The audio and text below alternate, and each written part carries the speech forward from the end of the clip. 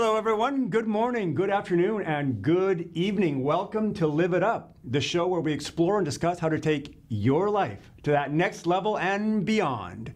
We cover health, wealth, relationships, and how to create a life you absolutely love. I'm your host and coach, Fletcher Ellingson. Amy is out today and will be back next week. So today on the show, we're going to be talking with someone who has been practicing in the medical field for a long time, but what's interesting about his story is how he became disillusioned with the traditional system of healthcare and working with traditional insurance. So he began looking at alternative models of healthcare to see if there was a way to offer high quality care with a focus on the patient. The question is, can you do this today without having to charge exorbitant prices? Could you do it in a way that would be affordable? And could you offer this healthcare model and actually price it lower than going through the mainstream medical model that most of all of us go through? Well, stay with us as we talk with Karl Lambert, who is a nurse practitioner and the founder of ReadyMedi, which is a direct primary care clinic in East Wenatchee. We're going to talk with Karl and find out what is direct primary care, or DPC. Do we have other options besides the high-priced insurance companies that most of us use? And what are the limitations of a DPC? How is it priced? How does it make sense for me and my family?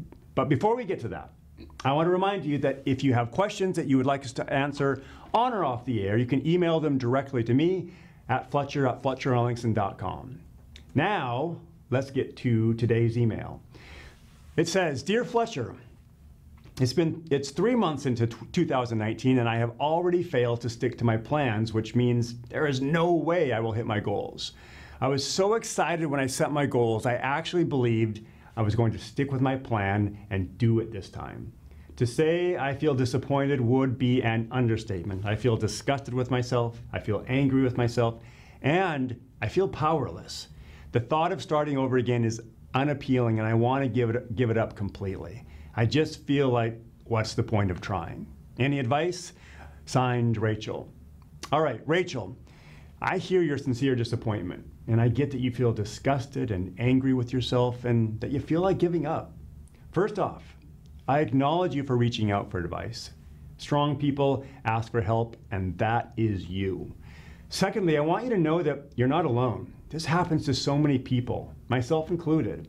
I too have felt like giving up. I too have felt self-loathing and like, what's the point of even trying? But I want to tell you that you will keep going. You will get back on that horse. And how do I know? Because you reached out for help. You're strong. You just need a reminder. And I want you to hear what I'm about to say, so listen really closely. Some people set small goals that they know they can hit. They know how they will hit them. Setting these types of goals is helpful because it sets us up for achievement, which feels good. However, it's important to set big, audacious goals as well. Goals you don't know how you're going to hit. And I suspect you have set some of these.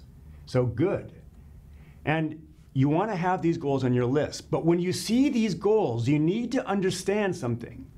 You are not qualified to hit those goals. You likely don't have the skills to hit those goals. You're not qualified. However, having said that, I want you to also hear that what does qualify you to hit those goals is simply the pursuit of the goals. I'll say that again. At the point you set those big, badass goals, you're not qualified to hit them. It's your pursuit of the goals which will qualify you to hit them. That means as you pursue, as you fall down and get back up again and again, as you try different methodologies, different strategies, as you research and reach out for help, as you model others who have done it before you, all of this is the pursuit of the goal. It is what ultimately qualifies you to hit the goal. So I want you to understand, Rachel, that you are in the pursuit. You said you feel like giving up, but you haven't. Instead, you reached out for advice. That's the difference maker. You're taking action, that's the difference maker. It is always about managing your focus and taking action. This is just one more part of the pursuit that qualifies you to reach your goal. So thank your obstacles, lean into them, because you're going to get through them. Most worthy goals will feel extremely challenging, but keep going. Just focus on how good you're going to feel when you hit that goal. How will you feel? How will you look? What will it mean for you financially or spiritually? Or how will it affect your relationships or health? And finally, stay in this conversation. Stay in the personal development conversation. Keep your mind full of ideas that empower you and moving you forward. You can join the conversation at my website, FletcherEllingston.com, or contact me. We can work together one-on-one and expedite the process of you reaching your goals. Rachel, you've got this. Stay in action. I believe in you. Okay, after the commercial, we'll be back with Karl Lambert to talk about what seems to be a welcomed disruptor to the mainstream medical system. So stay with us.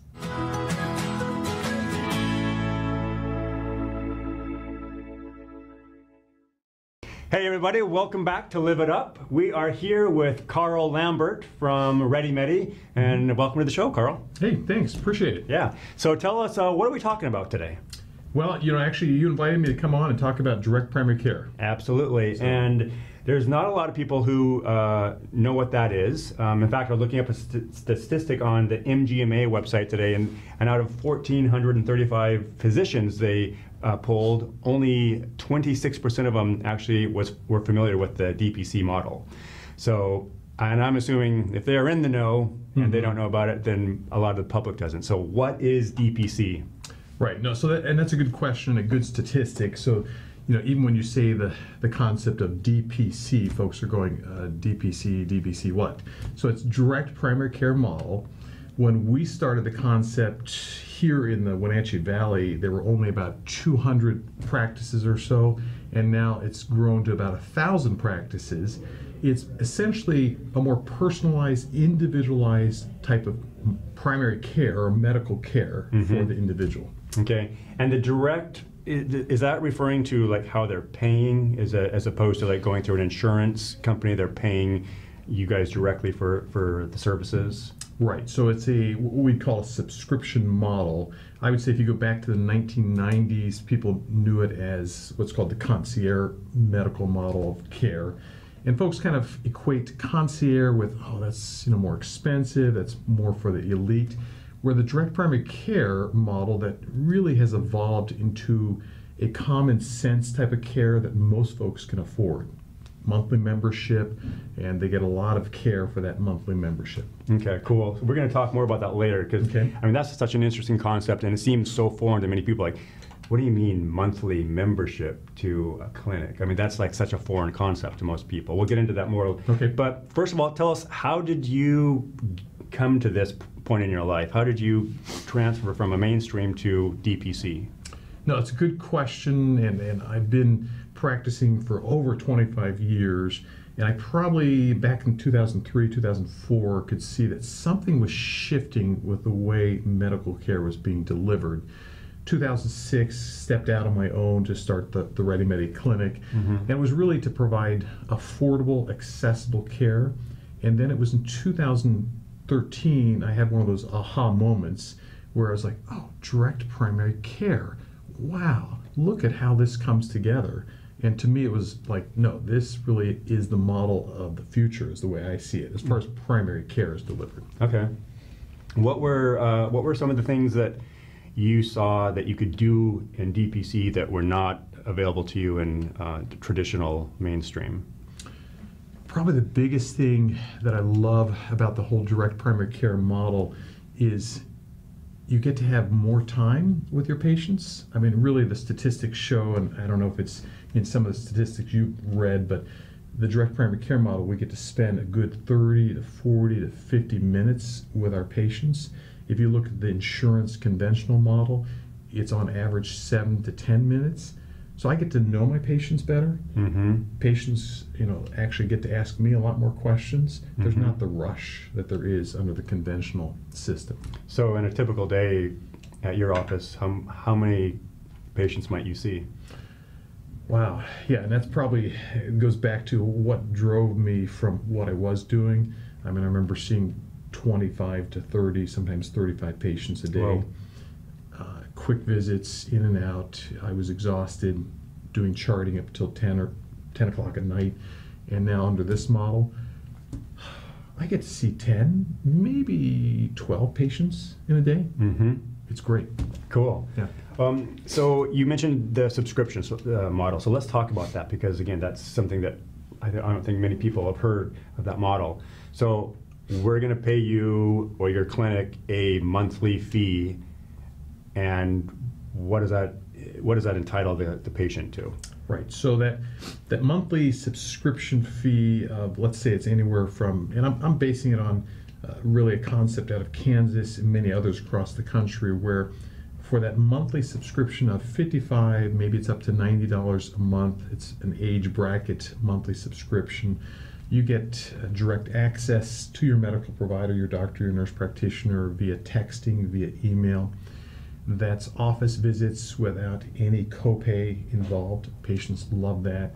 It's much more streamlined, so they come in, we see them, they get access to wholesale labs. That's significant.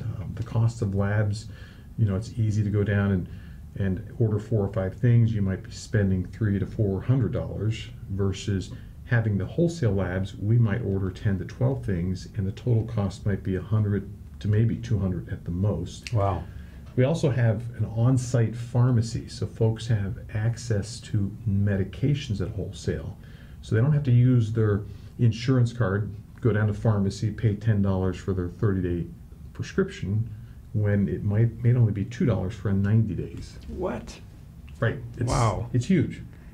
Wow, that's incredible. Yeah. And so there's no co-pays. You pay the monthly subscription fee. So does that cover if let's say I need to see you 2 times or even 3 times in a month for something, follow-up, or that's covered underneath that whatever base subscription fee is? That's covered. Correct. Cool. And did I hear you say that I can text you? Yes, and I would say that's the one thing patients love, is being able to text me. And sometimes it's just as easy as, maybe they'll send me a picture of a bump or a rash on their arm, and I'll say, oh, let's do this, let's try some of these things. They don't have to come in. Yeah. That's huge. I mean, Right. if someone's living, let's say, in Kashmir, and they have to come to East Wenatchee, but if they don't have to, with just sending that picture, and I follow up with them a few days later, it's good. Yeah. Yeah, that must streamline things and really make it easy for your clients, right? Oh, absolutely. And so that's what you were referring to earlier when you said they have direct access to the caregiver. I mean, that's like a big access, because usually people, it's like, can I see my physician? No, and maybe in 2 weeks, but with this model, they can simply text you, send a photo, and can they call you too or not? They can call, but typically during the business working hours, that call is going to go directly to the receptionist. Got So it. the best thing is just to text. Cool. Yeah. All right. So do many people use the texting model?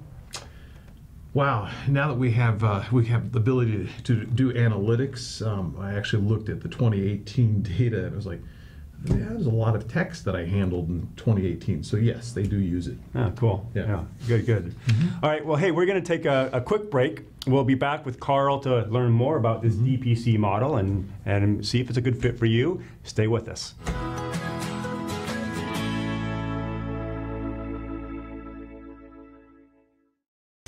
Hey guys, welcome back to Live It Up.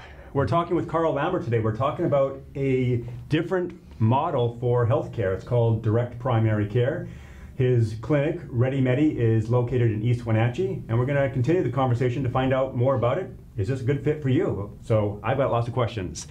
So you handle a lot of procedures inside the clinic, but what about if there's a surgery needed or some procedure that is needed that you don't offer? Then what is a client to do?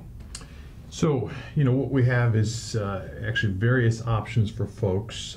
They can, come here locally to the big system that's here in the Wenatchee Valley. The one example I might use is, I've had several folks in the last probably 2 years, 3 years that have had a new onset atrial fibrillation. Best way to describe that, it's an regular heart rate and rhythm that eventually you got to get converted back so your heart goes back into that regular rate.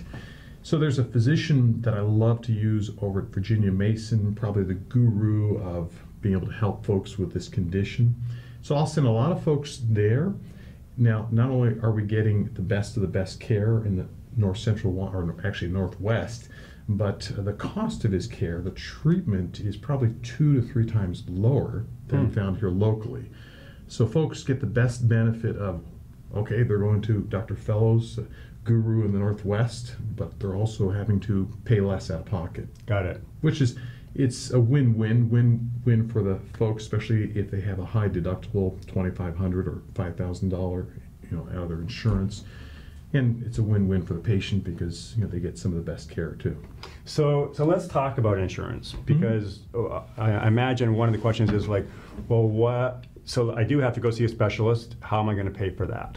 I understand that we're paying you a monthly subscription, and underneath that there's a lot of primary care. If I've got a cold, or I've got the flu, or I need stitches, or things like that, right? That are pretty common. But if there's a specific surgery or something, how is the client paying for that then? So we still ask. So really, the assumption is under the direct primary care and under the subscription model that 85% of your needs are going to be taken care of under that subscription model. And we still ask folks. That's a great bit of information. So 85% of your healthcare needs are going to fall underneath what you guys can primary care umbrella, correct. Okay. So then we still are assuming or ask folks to have some kind of catastrophic model, whether that's through their company insurance plan or through, we'll talk about this, I think sounds later in the program, but the healthcare sharing models. And so then that takes care of, okay, in that example of they need a surgical procedure that might be $5,000, $10,000, $20,000, then hopefully that catastrophic piece is going to take care of that. Yeah, let's jump up to that. Explain what you mean by health sharing as opposed to insurance. So health sharing models are, and I think I talked to you earlier about it. It's like a concept that's been around for 2,000 years in terms of it's a community of folks coming together and sharing of one another's medical needs.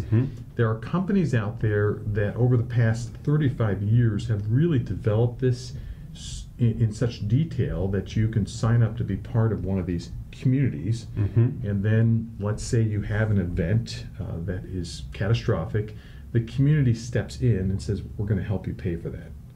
The nice thing about these healthcare sharing models is it really is a community that's coming together, and a lot of the funds aren't going towards administrative costs such as what you find in the traditional insurance program. Yeah, and so I did some investigation in this as Karl and I have been talking about this, and found that 90% of the funds that go to the health savings are dispersed to their members. Right. So 10% is for overhead, which is like crazy low. Nothing. Right. Yeah. Exactly. So.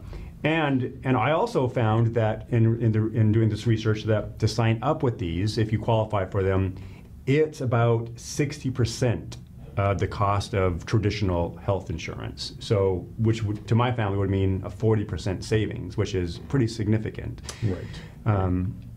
So, can you give a couple names of some of the health sharing organizations out there? Yeah, so there's Samaritan Ministry. We certainly hear about MediShare that's out there. There's Liberty Health Share. And then there's one that's actually out there that's really designed more for businesses, small businesses of 5 to 49. That one's called the Sedera Health Plan. And a lot of these companies, like I said, some have been around for as long as 35 years. And so they really have fine-tuned how they run these programs. Yeah, they're not fly-by-night, right? They're established programs and have a very good track record. You can look them up online, right. And just look up health sharing programs, and you'll get that information. Cool. So there's a lot more we could talk about that, but yeah, I really definitely. Can you? And we got about 4 minutes left. Can you tell me what do you love about DPC? Wow. I mean, it's just it's been so refreshing to be part of part of a movement. And like I shared, we've gone from 200 practices to now over 1,000 practices, and some of the numbers, we just keep seeing that whole movement expand. So what I love about it, it comes back down to let's say you're my patient right now, and I get to look you in the eye. It's much more personalized, individualized.